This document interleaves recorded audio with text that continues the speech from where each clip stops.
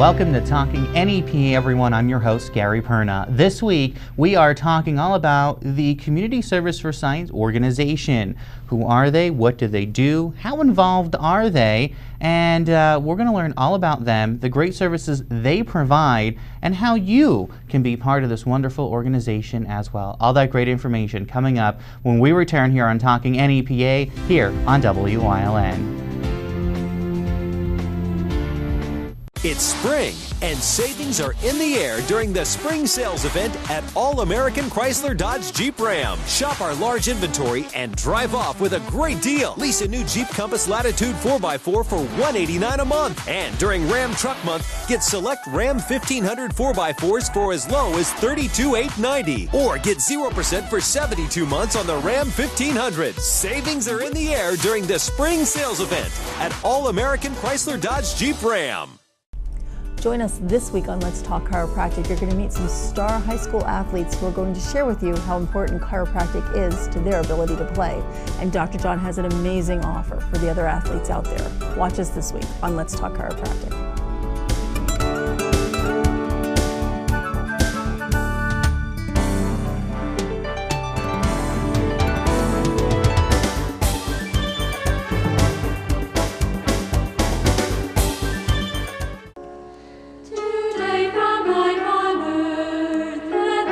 Life in the Monastery, the new CD by the Sisters of Holy Annunciation Monastery, can be yours for only $18, which includes shipping and tax. Mail a check to Holy Annunciation Monastery, 403 West County Road, Sugarloaf, Pennsylvania, 18249, or call 570-78-1205. This fantastic CD can be yours for only $18.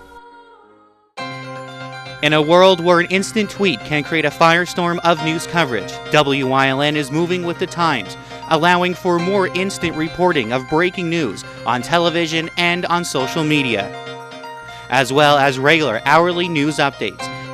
News gets out faster than ever before, and WYLN brings it all to you. Live weekdays at 5:30 only on WYLN. We're your local network. And welcome back to Talking NEPA, everyone. I'm your host, Gary Perna. I'm very pleased to have with me today Lori Lesante, who is the President and CEO of Community Services for Sight, formerly known as the Hazleton Blind Association. And Lori, thanks so much for coming on. Oh, thank you, Gary, for having me. So I wanted to get you on to talk about this wonderful organization that you've been a part of for many years, and that has been helping so many people here throughout the greater Hazleton area and beyond. So first of all, give us a little bit of a background and tell us how Community Services for Sight kind of began through the Hazleton Blind Association. Sure. The organization started about 80 years ago. Wow. And it was a gentleman by the name of Harold Hermans who was totally blind. And he knew that there was a need in the area, so he literally went door to door on foot to help people who could not see to read Braille. And that's how the agency kind of just got its footing and started to say, you know, he then started to form a board. And a larger group said, you know, there are more needs that need to be met, and then they started the organization. And, you know, at that time, it only really served the greater Hazleton area, and now we serve Southern Luzerne, Carbon, and Schuylkill counties. So. And the organization has really grown and taken shape over the last a couple of years when it changed from the Blind Association into Community Services for Sight, because there's a wide variety of different issues that you help clients with, obviously visually impaired, but not everyone, I guess, quote unquote, is categorized as blind. There are some visually impaired, so this really is helping them. Yes, a lot of people, with the reason for the name change so many years ago is Hazleton Blind Association, people thought, well, I have to be blind. And like you said, that's not the case. We serve the sighted community just as much as we do the blind community. And a lot of our clients actually are not totally blind. They are legally blind. Some have low vision. So what you and I, you know, when we're reading the newspaper, we're able to see that and do that. A lot of our clients, they cannot do that without assistance for those who do have some sight. So they might be using magnification devices. Of course, those individuals that we serve, they cannot drive a car. So we step in to help with some transportation needs as well and some things within their home. And some of the services that you guys provide, and we'll talk about services. First of all, you mentioned some transportation. You guys do have 2 vans that you are able to get people around. And I want to point out, this isn't a large corporation, 50, 60 people. You and 2 part-time people who make all this happen, right? That's correct. And then we have 2 wonderful volunteers as well that drive our vans. Without them, I don't know where we would be because there is only so much you can do in a day, but we are very small, but we're mighty, I always tell people, because we do have those 2 vans. We have 2 vans. One was great. We were able to get through a grant through Hazel Township, actually helped us out with that grant. Wonderful. So Jim Montone was instrumental with that, as well as Representative Mullery. And because we only had 1 van. So 1 van in 3 counties and a lot of people makes for a lot of scheduling issues. Yes. But we really do try to serve everybody that we can. The disabled veterans, Roman Barron, came to me last year and said, hey, we have a 12-passenger van that we'd like to donate to you. We were like, oh my gosh, that's awesome. Wonderful. So we do have a 12-passenger van that we use as needed, but we do take people to and from medical appointments, and we're a door-to-door service. So when we are coming up to get you, we knock at your door, help you into our van, help you back to wherever it is that you're going, and then home again. So we're not curb to curb because our clients sometimes need a little bit of assistance getting from point A to point B. And along with some of those services, if somebody calls you and says, you know, my son, my daughter, or my whoever was just told they are legally blind, you know, how does your group be able to help them and to learn some of the services that are out there for them? Sure. So if someone says, hey, you know, I know somebody who needs assistance, we do an assessment. I generally like to go into their home because that's where they're most comfortable. Go into their home, talk about the things that they're doing every day, their daily living skills, because that is something that we provide. If it's an older adult, generally they're already accustomed to different ways of doing things. We help them maybe by putting something like we call a bump dot. It's so that they can feel like their stove, for instance, you know, the oven. That's a tricky thing for the visually impaired. We want to make sure that they're safe. So we'll mark it at maybe 350. They know when they line it up, they feel it, they know that that's where the 350 is. We'll help them do things within their home like that. We help them read their mail. They can't read their mail, they can't oftentimes write a check out without difficulty, so we can help them in that, you know, assisting them to do those things. That's some of the in-home service. We also do some counseling, and we always advocate for those who we serve as well. We have a support group that meets regularly, so we can get together as a group, and they can help peer on peer, you know, being able to talk about some things. They learn so much from one another. I learn so much from them when we're together. And then we have life skills programs where sometimes we bring speakers in or we're teaching them a new skill as a group. So they're all just some of the things that we do. And I can imagine you probably have clients who have been with you for a number of years, and having some of those people who've been through some of these struggles before, talking with some people who are just, you know, learning this and just being able to cope with this helps tremendously for people saying, I've been in your shoes. Absolutely, because that peer on peer, just being able to know, when we have a support group and you hear somebody who is newly visually impaired and they're going around, you know, they all kind of, it's informal, so they go around and kind of talk about some difficulties that they're having. Our group is such an amazing group, they all want to help. So they do say, oh, well, you know, here's what I do. You know, medication, I put a rubber band around the bottle. I know that way I take it once a day. I put 2 for twice a day. You know, simple little things like that that we might take for granted. They're huge tips for people who are visually impaired. Talk a little bit about, you talked about the in-home being with them, seeing how they go through it. I know, and I'm sure technology over the years has helped tremendously with some things.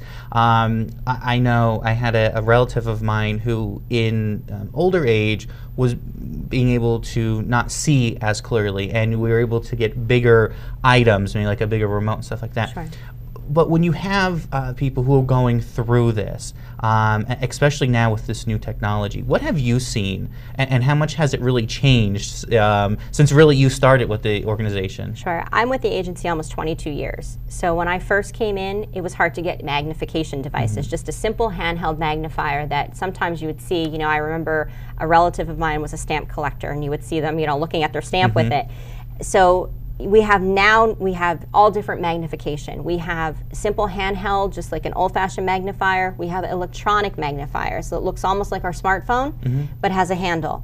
And smartphones, iPads, all of that makes a world of difference today. You know, iPhone is really, they are wonderful for the visually impaired because you have a lot of voice activation that we can do.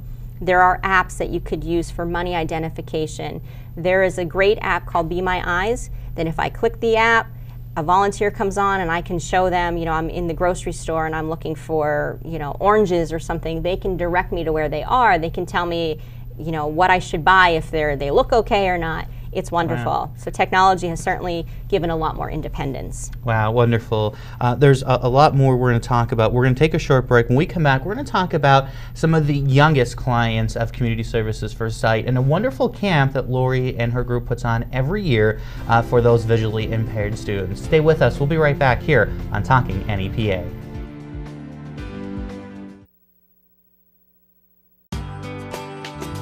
All Care Home Care, providing quality in home care since 1986. Call and see how their team of licensed physical therapists, skilled nurses, speech, and occupational therapists can provide you with exceptional service in the comfort of your own home. They also offer dietitian, home health aide, and medical social worker services. You have a choice in your health care. For safe, friendly, qualified care, call All Care Home Care today and let their team begin taking care of you and your loved ones.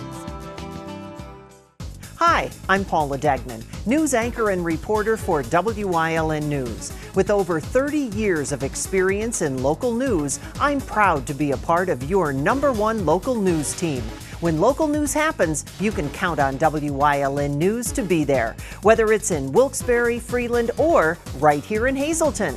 We work hard to be your #1 local news station, and will continue to work hard to stay #1. The Whitetail Preserve Spring Trap Skeet League starts Tuesday, April 16th at 5 p.m. It is open to anyone who is above beginner stage in their skills. You can sign up at Whitetail any weekend leading up to the start date. Remember, the kitchen is open on Tuesdays at 5, so no need to fret over dinner. The cost is $30 to sign up, and this will go towards league maintenance, prizes, and the banquet that will be held June 18th. Remember to follow Whitetail on Facebook, facebook.com/whitetail-preserve. Do you like craft beer? Do you want to learn the right way to sample wine? How about visiting a restaurant that has a unique flavor? These are just some of the things we'll be featuring on our show. Wine, Hops, and Road Stops. Jeff Bonomo and his co-host, Alan Giannetti, welcome you into the world of craft beer, great wine, and good food. Wine, Hops, and Road Stops.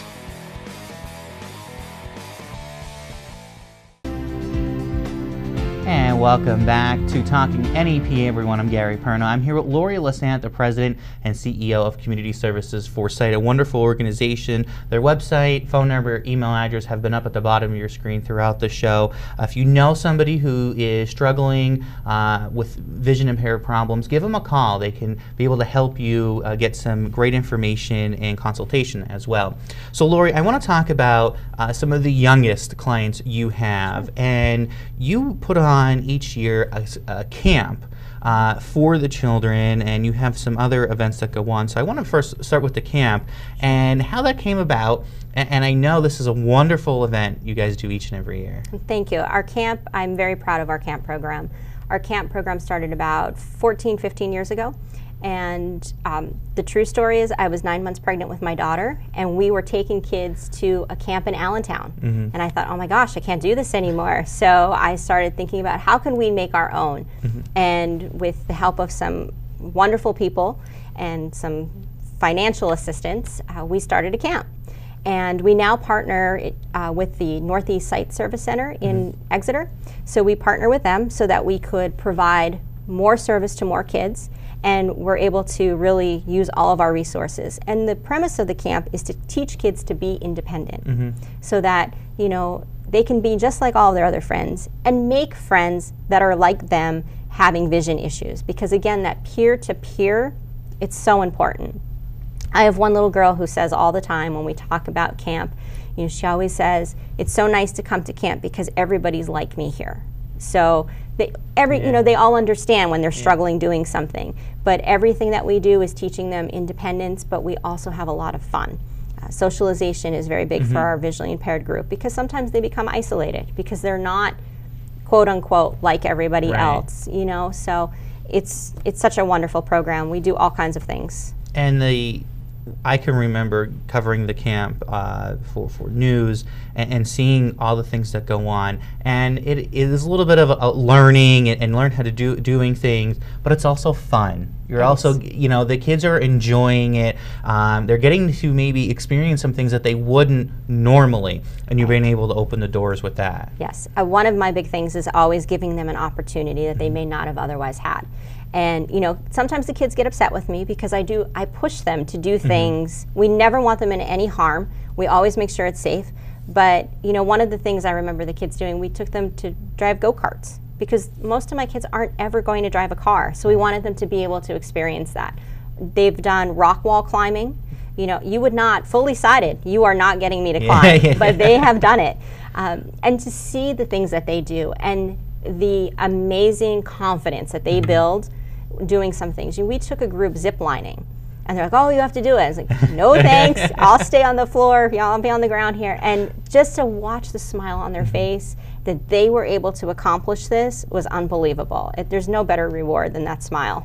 And you also now have a program that you are able to pull students out of some classes to do classwork and stuff with you guys that isn't accredited, so it's helping them as well, correct? Yes, we have a transition assistance program that, again, we partner with the Northeast Site Service Center in Exeter, and we do that program every month. And it's transitioning kids from high school to college or high school to the workforce. So giving them the skills and the resources they need to be successful outside of high school and just have that continuum. For you, in seeing, you've been with this for over 20 years, seeing students be able to continue on to decide what they want to go to next. You know, I'm sure many years ago there wasn't that next step. Now being able to say, well, I'm going to be able to go on to some type of college or going to work or trade, getting those connections built have to be amazing to see these kids being excited for what's next. It really is, because they come in and we start them as freshmen. So we have them from freshman all the way to senior.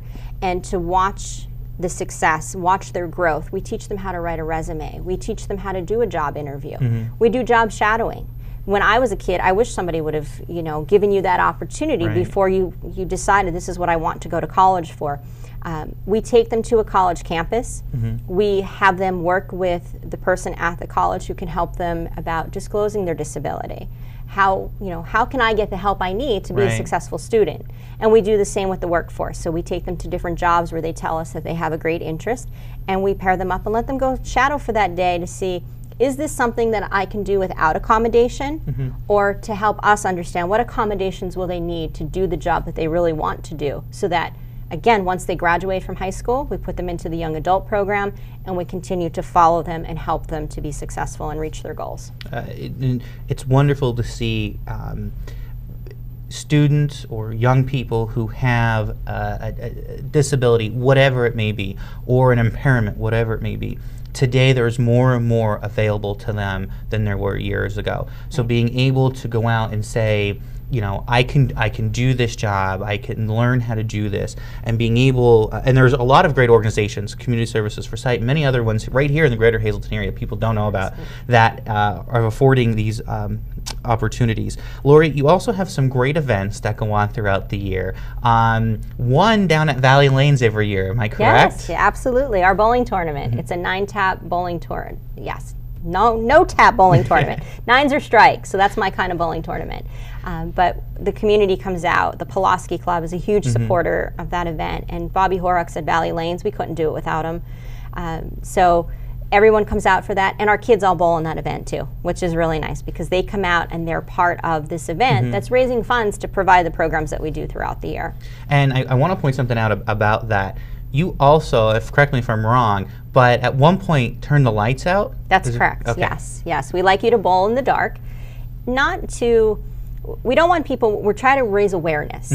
So, you know, if you throw the ball and it goes in the gutter, that doesn't mean that every blind person bowls that way. Right. But just raising that awareness for you to see just for a brief minute what our clients go through every day. You know, if you're wearing glasses, if you take your glasses off, how well can you see without them? You know, just experiencing that just for a little bit. Just again, to raise awareness. We're doing another event coming up where we're going to do the same thing. It's kind of a dine in the dark, but giving people, again, not so much to, you know, close your eyes or put the blindfold on, but to experience things a little differently, to experience, you know, the way that our clients are experiencing things. We'll have blindfolds, and we'll also have vision simulating glasses that will simulate all the different eye diseases. So that, again, if you have a loved one who's visually impaired, it gives you a better understanding. What do they see? How are they seeing it? All right, we're going to stop right there. We're going to take a short break. Again, throughout the show, we have all the information up for Community Services for tonight. If you know somebody, give Lori and her staff a call. This is a great organization that's willing to help any way they can. We'll be right back here on Talking NEPA. Stay with us.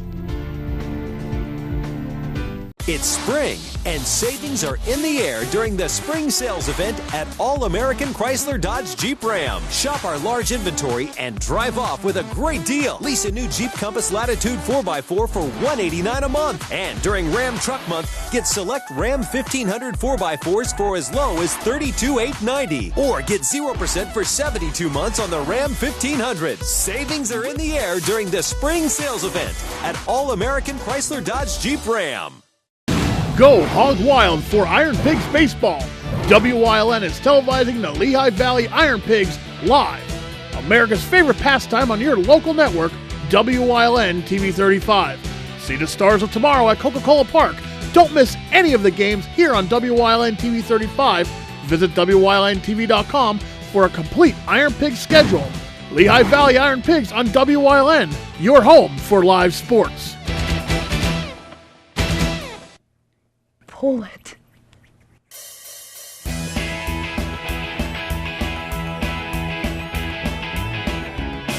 There are lots of things you can pull, but what's the most fun? Pulling parts at Harry's You Pull It, the world's largest auto salvage yard. Pull it. Pull it.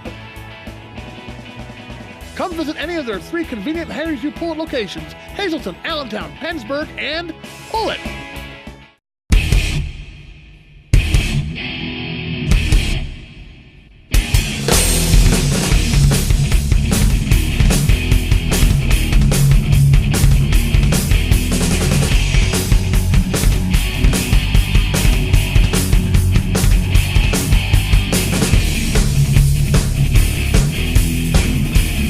Watch Off the Beaten Path on WYLN TV 35 and discover the Pennsylvania you never knew existed.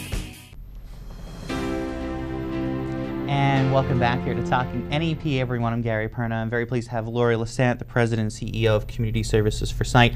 We talked about, for the majority of this show, all the services you provide to visually impaired, blind residents of our area, but you also serve some sight individuals as well. Yes. And people are sitting at home going, what? But there are programs that you can do as well, correct? We do, yes. For the general public, we have what we call our low-cost optical center. Okay. So if somebody needs a pair of eyeglasses, they've already gone to the eye doctor, they know they need to have a prescription, but they don't have insurance to cover it. They can call our office, and we're often able to get them a full prescription, because we do have eyeglasses in our office, all brand new, that we're able to fill at a very reasonable cost, or we're able to seek funding to help pay for them for individuals. We do this for our kids all the way up, you know, to, I think the eldest was like a 99 that we got a new pair of glasses for. So we can do that. We also have our education program. So we go into schools and we do an education program within any of the schools. And then we also have for 3 to 5 year olds, because 3 to 5 year olds don't know how well they're supposed to see. We do vision screenings. So we go out to like daycares and preschools through all of our 3 counties and provide that service as well. And every year we find children who hadn't been to the eye doctor. The parents thought, oh, well, they could see okay, you know, and we find that they need eyeglasses, or maybe they have amblyopia or strabismus. So, you know, being able to correct at an early age is very important. I do want to mention Community Services for Sight is a 501c3 nonprofit organization. You guys also are governed by a board of directors. Yes, we are. You know, who do tremendous work with you throughout the year. A few eye doctors, right? Still sit on there? Yes. Yeah? We have several eye doctors. Yes, we have a wonderful group of board members who, without them, we would not have the success we have. I know we talked a lot throughout this show, and we threw a lot of information out there. I want you to as well, if somebody's out there who just may have questions, who think, well, maybe there's something, but I'm not sure. Lori, how should they reach out to you? What's the best way to do it? If they can call me, our office number, I think you've been running on the bottom of the screen. So if they give us a call, I'll be more than happy to talk with them. You know, sometimes we can just go through some information over the phone. Then I can either have them come into the office or even go out to their home, because sometimes it is difficult for them to get to the office, because if they are having a vision problem, they may not drive. So we want to eliminate any boundaries that they have to getting the service. So we can come out, we can meet with them and talk about everything that we can offer. So many more things than we haven't even touched on today. We'd like to start with a low vision evaluation that we do locally to help with what devices might be able to help you. Maybe all you really need is a magnifier to help you see better. So we can do something like that. For our kids, helping the parents to know what to be asking for. Are they connected with, you know, the Bureau of Blindness and Visual Services, things like that. So yes, definitely give us a call, and then we can make everything work out fine for you. Over the last 20 years that you've been involved with this, is there anything surprise you? Oh yes. Learning all this, and now, and you've said it, and during the break we were talking. You know, you've said, you know, it is amazing what we've been able to accomplish over these years. Is there stuff that still surprises you today? There is. There will be things that come up, or somebody that you meet, and you just think, wow, I'm stumped, I don't know how to help them. What can I do to make this work for them? And then that's where we go out to our partners and our colleagues and the different agencies, and we get what they need. And really, you know, we talked a little bit about the technology. Technology does so many wonderful things for all the kids. So yeah, no, every day I learn something new, really. And I learn from our clients. Our clients have taught me so much that I've been able to pass along to others. And you know, I always say I have the most rewarding job in the world. It truly is. It's not like going to work every day. Community Services for Sight, down your office is in Sugarloaf Township. Yes. Phone number, email, all been up on the screen. Facebook page as well, correct? We do have a Facebook page, yes. So you could just Community Services for Sight. Just search you with all the information out there. Lori, I want to thank you so much for coming on and talking with us. Thank you. And getting the information out about Community Services for Sight, a wonderful organization based right here in Hazleton that is providing services for those visually impaired and for our sighted community as well, so you can understand better of what everyone goes through and how things work for them. Again, Lori, thanks for coming on. We welcome you back anytime to talk about any event you guys have going on. Thank you so much, Gary. I appreciate it. No problem. And again, Talking NEPA, one of our new shows here. We're so glad to be with you here on WYLN. Thanks for joining us, everyone. We'll catch you next time here on WYLN TV.